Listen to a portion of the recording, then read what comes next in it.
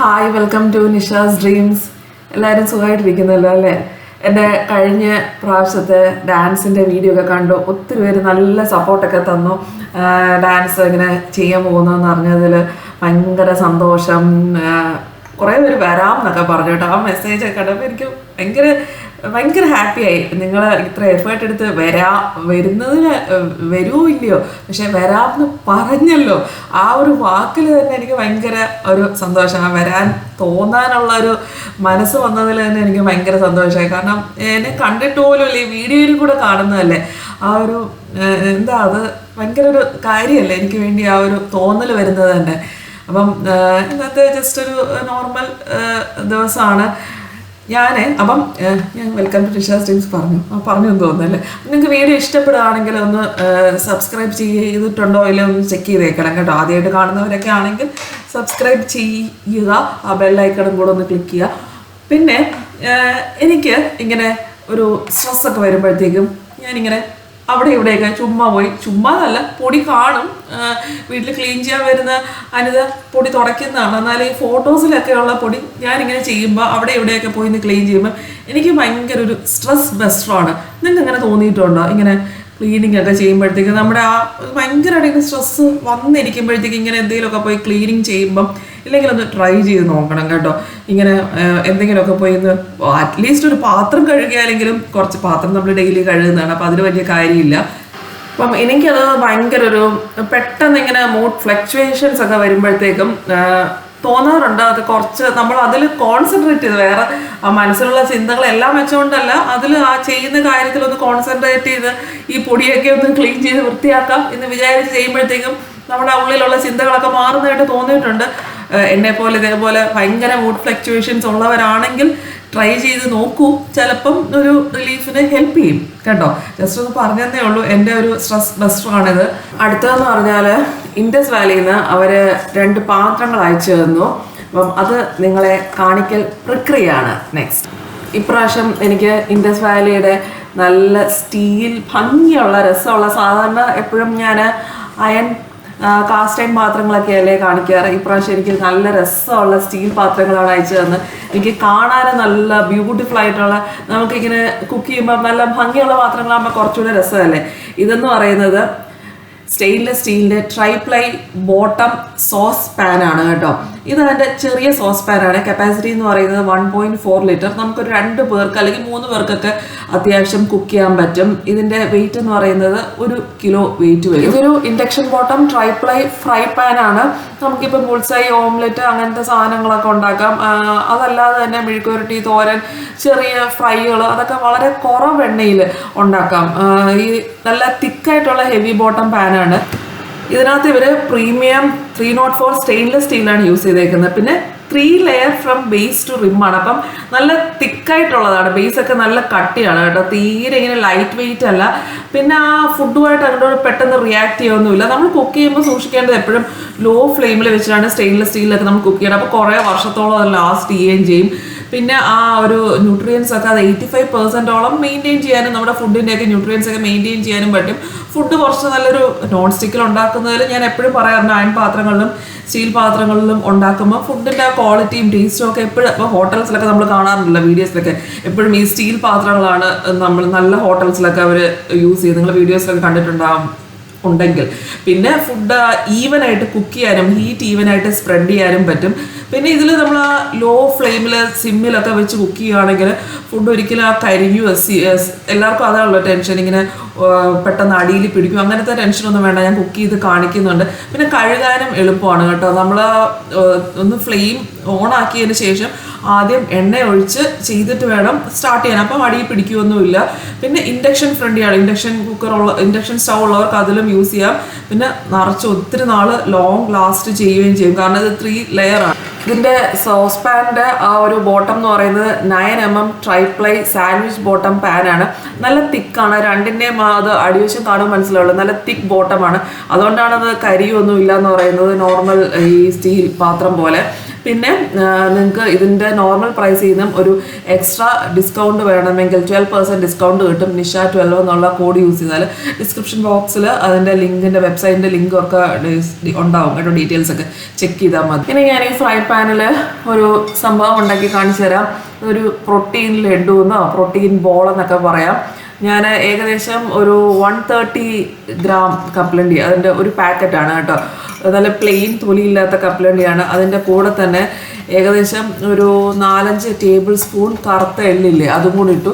കറുത്ത എള്ള് ഭയങ്കര ഗുണമുള്ളൊരു സംഭവമാണ്. പ്രത്യേകിച്ച് ഈ കർക്കിടക മാസത്തിലൊക്കെ കഴിക്കുന്നത് നല്ലതാണ് കേട്ടോ. നമ്മൾ കർക്കിടക ഉണ്ടയിലൊക്കെ ഇടുന്ന സാധനമാണ്. കഴിഞ്ഞ കർക്കിടക ഉണ്ടയുടെ വീഡിയോ ഇട്ടിട്ടുണ്ട്. അപ്പം അത് നല്ലപോലെ ഒന്ന് വറുത്തെടുത്തു. എള്ള് പൊട്ടുന്ന ഒച്ചയൊക്കെ കേൾക്കും. പിന്നെ ഈ കപ്പലണ്ടി ഇങ്ങനെ നല്ല ഭയങ്കര ബ്രൗൺ അല്ല, ചെറുതായിട്ടൊന്ന് റോസ്റ്റ് ആയി വരുമ്പം ഫ്ലെയിം ഓഫ് ആക്കും. പിന്നെ ഞാനൊരു 20 ഡേറ്റ്സ് എടുത്തിട്ടുണ്ട്. ഇത് സോഫ്റ്റ് ഡേറ്റ്സ് ആണ്, വെള്ളത്തിലൊന്നും മുക്കിയിട്ടില്ല.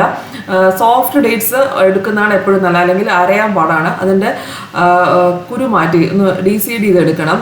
ഒന്ന് 4ആയിട്ട് കട്ട് ചെയ്ത് 4ആയിട്ടോ 5ആയിട്ടോ എങ്ങനെ വേണമെങ്കിലും ഒന്ന് ജസ്റ്റ് ഇത് അരച്ചെടുക്കാനാണ്. അതൊന്ന് കട്ട് ചെയ്ത് വെക്കും. സമയമാകുമ്പോഴത്തേക്കും നമ്മുടെ പീനട്ട്സും എള്ള് സിസൈമും കൂടെ ഫ്രൈ ചെയ്തത് ഒന്ന് തണുത്തുണ്ടാവും. അത് നമ്മുടെ മിക്സിയുടെ ഡ്രൈ ഗ്രൈൻഡറിലിട്ട് ഒന്ന് നന്നായിട്ട് ക്രഷ് ചെയ്തെടുക്കണം. ഇച്ചിരി തരിയൊക്കെ ഉണ്ടെങ്കിൽ കുഴപ്പമില്ല, കുറച്ച് കടിക്കാൻ കിട്ടുന്നത് നല്ലതാണ്. ഒന്ന് ക്രഷ് ചെയ്ത് കഴിഞ്ഞിട്ട് ഒരു 2 teaspoon cocoa powder, unsweetened cocoa powder ചേർത്ത് ഒരു ചോക്ലേറ്റിൻ്റെ ഫ്ലേവറിന് വേണ്ടിയിട്ടാണ്. അതും കൂടി ഇട്ടിട്ട് നന്നായിട്ടൊന്ന് ക്രഷ് ചെയ്ത് കുറച്ച് തരിയൊക്കെ ആവാം കേട്ടോ. എന്നിട്ട് ഒരു വലിയ ബൗളിലോട്ട് ഇട്ടു. ഇതിനകത്ത് വേറെ ഒന്നും ബട്ടർ, എണ്ണ അങ്ങനെ ഒന്നും ചേർത്ത് നമ്മുടെ പീനട്ട് ബട്ടർ ഉണ്ടാക്കുന്ന പീനട്ട് ബട്ടറിൻ്റെ ടേസ്റ്റ് വരും. നമ്മളിങ്ങനെ പീനട്ട്സ് ജസ്റ്റ് ഇങ്ങനെ ഗ്രൈൻഡ് ചെയ്തെടുക്കുമ്പോഴാണ് പീനട്ട് ബട്ടർ വരുന്നത്. എന്നിട്ട് അത് കഴിഞ്ഞിട്ട് ആ മിക്സർ ഗ്രൈൻഡറിലോട്ട് നമ്മുടെ ഡേറ്റ്സും കൂടെ ഒന്ന് അരച്ചെടുത്തു. ഡേറ്റ്സ് അരയ്ക്കാനും വേറെ ഒന്നും ചേർത്തിട്ടില്ല. എന്നിട്ട് അരച്ച ഡേറ്റ്സ് എല്ലാം കൂടെ ഈ നട്ട്സിൻ്റെ എള്ളിൻ്റെയൊക്കെ കൂടിയിട്ട് നന്നായിട്ട് കൈവച്ച് തന്നെ ഒന്ന് കുഴയ്ക്കുക. ഇതേപോലെ നല്ല കുഴഞ്ഞ് നന്നായിട്ട് വരും. ഡേറ്റ്സിൻ്റെയൊക്കെ എണ്ണം നമുക്ക് കൂട്ടുക കുറയ്ക്കുകയോ ചെയ്യാം. ഞാനിപ്പോൾ 20 എണ്ണം എടുത്തു അങ്ങനെ ഈ ക്വാണ്ടിറ്റിക്ക് വേണ്ടി. എന്നിട്ട് ഇതെല്ലാം കൂടെ ഒന്ന് ഉരുട്ടിയെടുക്കുക. കറക്റ്റ് ആ ഒരു ഉരുളുന്ന പരുവാവും കേട്ടോ. അപ്പം വേറെ ഒന്നും ഇതിനകത്ത് ഓയിൽ കണ്ടന്റ് ഒന്നും തന്നെ ഇല്ല. നല്ലപോലെ ഒന്ന് ഉരുട്ടിയെടുക്കുക. നല്ല ബോൾ പോലെ വേണമെങ്കിൽ കട്ട് ചെയ്യുന്ന പോലെ ആക്കുക, അതിന് കുറച്ചുകൂടെ പാടായിരിക്കും. ഉരുട്ടി വെച്ച് ഒരു അരമണിക്കൂറൊക്കെ കഴിയുമ്പോഴാണ് അതൊന്ന് സെറ്റായി നല്ലതായിട്ട് വരുക കേട്ടോ.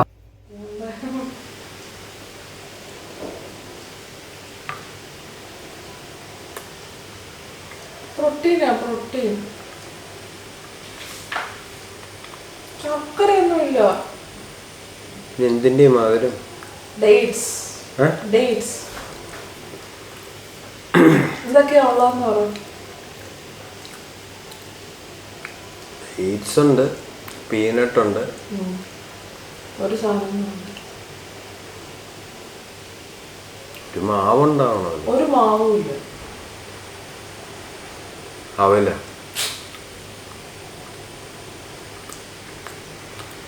ഒരു ഹിന്റ് ഇല്ല.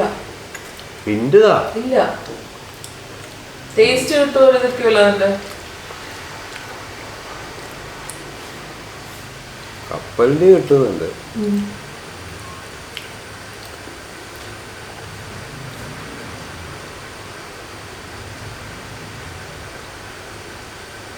കർക്കിടകത്തിലൊക്കെ കഴിക്കേണ്ട ഒരു സാധനം. കർക്കിടകത്തിൽ കഴിക്കേണ്ട കർക്കിടക കഞ്ഞി. അല്ല, വേറെ സാധനം കൂടെ കഴിക്കാം. കർക്കിടക ഉണ്ടയിലിടുന്ന സാധനം.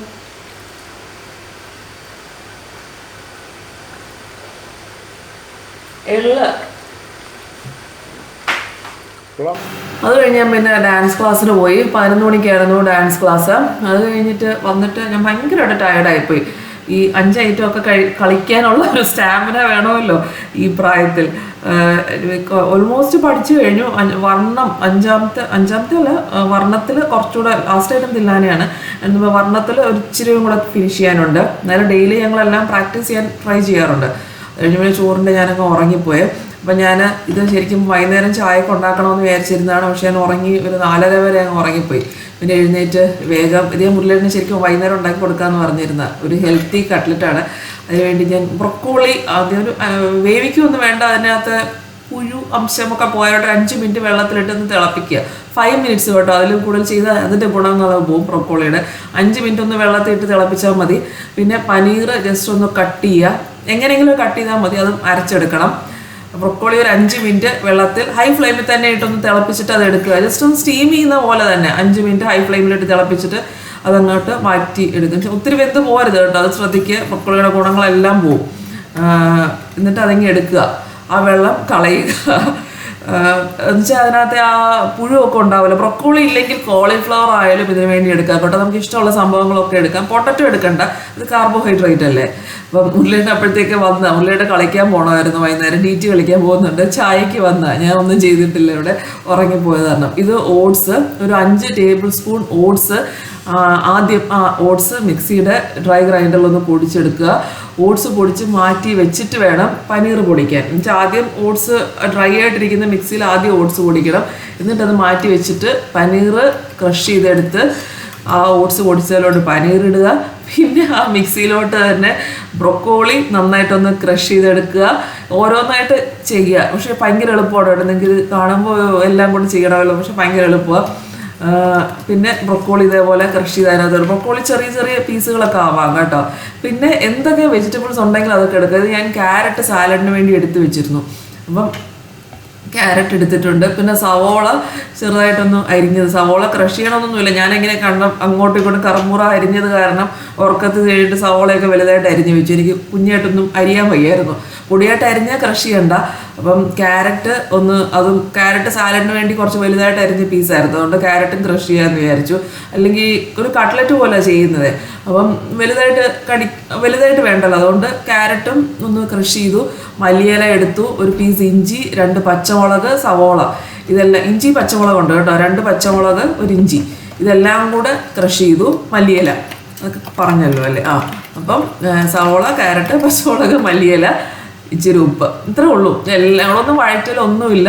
ഇച്ചിരി ഇത് ചാട്ട് മസാല, പിന്നെ കുറച്ച് ചിക്കൻ മസാല അല്ലെങ്കിൽ ഗരം മസാല, 1 ടീസ്പൂൺ മുളക് പൊടി. ഇതൊക്കെ നമ്മുടെ ടേസ്റ്റിനനുസരിച്ച്. ചാട്ട് മസാല ഇല്ലെങ്കിൽ കുറച്ച് ആംചൂർ പൗഡർ ആയാലും മതി. പിന്നെ ഇത് പെപ്പർ, അതൊരു 1/2 ടീസ്പൂൺ പെപ്പർ പൗഡർ. ഇതെല്ലാം കൂടെ നന്നായിട്ടൊന്ന് കുഴയ്ക്കുക. ഇത്രയേ ഉള്ളൂ പരിപാടി, നല്ല സിമ്പിളാണ്. ഇത് ഭയങ്കര ഹെൽത്തി ആൻഡ് ടേസ്റ്റി കട്ട്ലറ്റ് കുട്ടികൾക്ക് സ്കൂളിൽ കൊടുത്തുവിടാം, ബ്രേക്ക്ഫാസ്റ്റ് ആയിട്ട് കൊടുക്കാം. ഇത്രയും ഹെൽത്തി ആയിട്ടുള്ളൊരു സംഭവമാണ്, നല്ല പ്രോട്ടീനാണ്, ഓട്സ് ആണ്, വേറെ നമ്മളൊന്നും ചേർത്തിട്ടില്ല. ഒന്ന് ആലോചിച്ച് നോക്കി, ഇത്രയും ഹെൽത്തി ആയിട്ടുള്ള സംഭവം.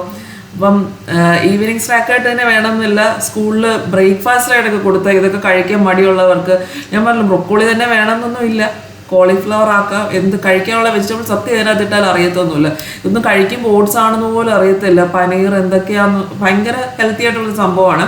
എന്നിട്ട് ഇത് ഫ്രൈ ഒന്നും അല്ല ചെയ്യുന്നത് കേട്ടോ, ജസ്റ്റ് കുറച്ച് എണ്ണയിൽ ഷാലോ ഫ്രൈ ആണ്, വേണമെങ്കിൽ എയർ ഫ്രൈ ചെയ്യാം. ജസ്റ്റ് ഇതെല്ലാം കൂടെ ഉരുട്ടിയെടുക്കുക. ഇനി ഒന്നിലും മുക്കൽ പരിപാടിയൊന്നുമില്ല, ജസ്റ്റ് ഇങ്ങനെ ഉരുട്ടി ബോളാക്കലേ ഉള്ളൂ. വേറെ മുട്ടയിൽ മുക്കൽ, അതിൽ മുക്കൽ, ഇതിൽ മുക്കലൊന്നുമില്ല. അതുകൊണ്ട് ഇനി ഞാൻ വളരെ കുറച്ച് എണ്ണ, ഒരു 1-2 ടേബിൾ സ്പൂൺ എണ്ണയാണ് നമ്മുടെ നേരത്തെ പാനിൽ തന്നെ ഞാൻ ഫ്രൈ ചെയ്ത് കാണിക്കാം. ഇച്ചിരി എണ്ണയിൽ, അതാണ് വളരെ കുറച്ച് എണ്ണയിൽ ഈ പാനിലും ചെയ്യാം.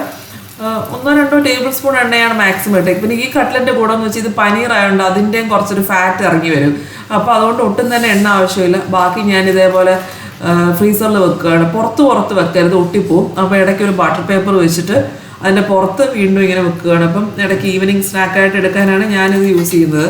കണ്ടല്ലോ, തിരിച്ചിടുമ്പോഴത്തേക്കും ഒട്ടും ഇതൊന്ന് പൊടിഞ്ഞു പോകാതെ ഒരു 2 സ്പൂണൊക്കെ വെച്ച് വേണം, കാരണം അതിനൊരു അത്ര ബലമൊന്നുമില്ല, കുറച്ച് വാട്ടർ കണ്ടൻറ്റ് കൂടുതലുള്ള കട്ട്ലറ്റാണ്, അത്ര ടൈറ്റ് അല്ലല്ലോ.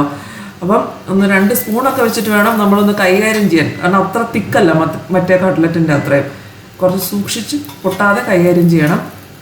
ഇങ്ങനെയൊക്കെ വരുള്ളൂ, വലിയ ഭംഗിയൊന്നുമില്ല, വലിയ അത്ര എണ്ണയിൽ ഫ്രൈ ചെയ്യാത്തതുകൊണ്ട് സൈഡൊന്നും അത്രയും മൊരിഞ്ഞിട്ട്, പക്ഷെ ഭയങ്കര ടേസ്റ്റാണ് കേട്ടോ, സൂപ്പർ ടേസ്റ്റാണ്. അതുകൊണ്ട് ഒന്ന് വേണ്ടെന്നല്ല, നിങ്ങൾ ഒന്ന് ട്രൈ ചെയ്തിട്ട് ഇഷ്ടപ്പെട്ടോ ഇല്ലയോ എന്ന് തന്നെ ഡെഫിനറ്റായിട്ട് അറിയിക്കണം. സൂപ്പർ ടേസ്റ്റി ആയിട്ടുള്ളൊരു സംഭവമാണ്. ഇതിനകത്ത് എന്തൊക്കെയാണ് ഉള്ളതെന്ന് പോലും മനസ്സിലാവത്തില്ല, പനീറും ഒക്കെ വരുന്ന കാരണം അസല ടേസ്റ്റാണ്. എല്ലാം കൂടെ അരച്ചുകൊണ്ടായിരിക്കും എന്താ ഉള്ളതെന്ന് നമുക്ക് തിരിച്ചറിയാൻ പറ്റാത്ത, പക്ഷേ ഓട്സ് ആണോ അങ്ങനെയാണോ ഒന്നും മനസ്സിലാകത്തില്ല. പിന്നെ മുരളിയേട്ടൻ അപ്പോഴത്തേക്കും പോയി കളിക്കാൻ. മുരളിയേട്ടൻ വരുമ്പോഴത്തേക്കും ഞാൻ 7 മണിയൊക്കെ മുരളിയേട്ടൻ അടുത്ത ട്രിപ്പ് ഫ്രൈ ചെയ്ത് കൊടുത്തു, കാരണം ഇത് ചൂടായിട്ട് കഴിക്കുമ്പോഴാണ് കുറച്ചുകൂടെ ടേസ്റ്റി ആയിട്ട് വരുന്നത്. പിന്നെ വൈകുന്നേരം ഞാൻ ഈ ബോളെല്ലാം കൂടെ ഒരു ഇതേപോലൊരു എയർ ടൈറ്റ് ഇതിലാക്കി വെച്ചു. പക്ഷേ അത് ഞാനിപ്പോൾ വീഡിയോ എടുക്കുമ്പോൾ ഇത് വോയിസ് ഓവർ എഡിറ്റ് ചെയ്യുമ്പോഴത്തേക്കും അത് കാലിയായി കഴിഞ്ഞു. അത് സൂപ്പർ ടേസ്റ്റ്, പീനട്ട് ബട്ടറിൻ്റെ ഒക്കെ ഒരു ടേസ്റ്റ് പോലെ വന്നു. തീർന്നു പോയത്. അത് ഇടയ്ക്കിനി ഉണ്ടാക്കണം, ഈ ആഴ്ചയും ഉണ്ടാക്കണം എന്നൊക്കെ മുരളിയേട്ടൻ പറഞ്ഞു.